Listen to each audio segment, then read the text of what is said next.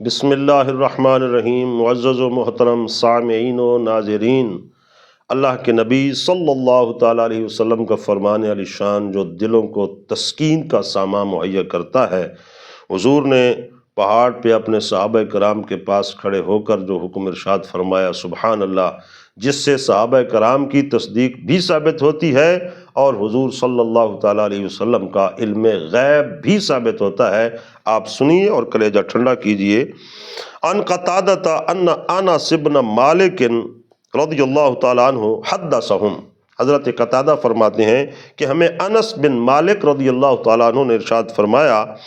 ان نبی اللہ صلی اللہ علیہ وسلم صعد احدن، کہ ایک مرتبہ کا واقعہ ہے کہ حضرت نبی کریم صلی اللہ تعالیٰ علیہ وسلم احد پہاڑ پر تشریف لے گئے، فتبعہ ابو بکر و عمر و عثمان، تو آپ کے پیچھے پیچھے حضرت ابو بکر صدیق رضی اللہ تعالیٰ عنہ بھی تشریف لے آئے، حضرت فاروق اعظم رضی اللہ تعالیٰ عنہ بھی تشریف لے آئے، اور حضرت عثمان غنی رضی اللہ تعالیٰ عنہ بھی تشریف لے آئے۔ فراجف بہم، تو وہ پہاڑ جو تھا کچھ حرکت میں آ گیا، حرکت کرنے لگا۔ فضربہ نبی اللہ صلی اللہ علیہ وسلم برجلہ،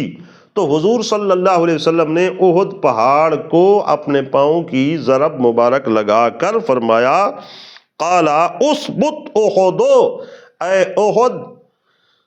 ساکن ہو جا، حرکت بند کر دے، نبی و صدیق و شہیدان، کہ تیرے اوپر اس وقت ایک نبی ہے، ایک صدیق ہے اور دو شہید ہیں۔ نبی سے متعلق تو آپ جانتے ہیں حضور اپنی طرف اشارہ فرمایا، اور صدیق حضرت ابو بکر صدیق رضی اللہ تعالیٰ عنہ کو فرمایا، اور شہیدان جو دو شہید ہیں وہ حضرت فاروق اعظم رضی اللہ تعالیٰ عنہ اور حضرت عثمان رضی اللہ تعالیٰ عنہ کو ارشاد فرمایا۔ گویا اللہ کے نبی صلی اللہ علیہ وسلم کو ما قبل کا اور آئندہ کا علم اس کے رب تبارک و تعالیٰ نے عطا فرمایا تھا، اور ہمارا عقیدہ بھی یہی ہے کہ حضور صلی اللہ علیہ وسلم کے پاس اور پوری کائنات کے پاس جس کے پاس جو کچھ بھی ہے، اس سب کا موتی مطلق اور موتی حقیقی رب ذوالجلال والاکرام کی ذات ہے، کو جسے چاہے عطا فرما دے۔ تو اللہ نے ہی آپ کو یہ ارشاد فرمایا تھا، آپ کے قلب اطہر میں یہ بات ڈالی تھی کہ یقیناً یہ آنے والی شخصیات کے متعلق آپ اس طرح وما ینطق عن الہوی ان هو الا وحی یوحی، تو ہم یہی علم حضور کا مانتے ہیں، اور یہ یقیناً آپ کے پاس آیات قرآنیہ سے بھی ثابت ہے اور حدیث طیبہ بھی اس پہ دلالت کرتی ہیں، جیسا کہ اس حدیث پاک میں حضور نے اس وقت ارشاد فرمایا جبکہ ان کی شہادت کا واقعہ تو بعد میں ہونے والا ہے،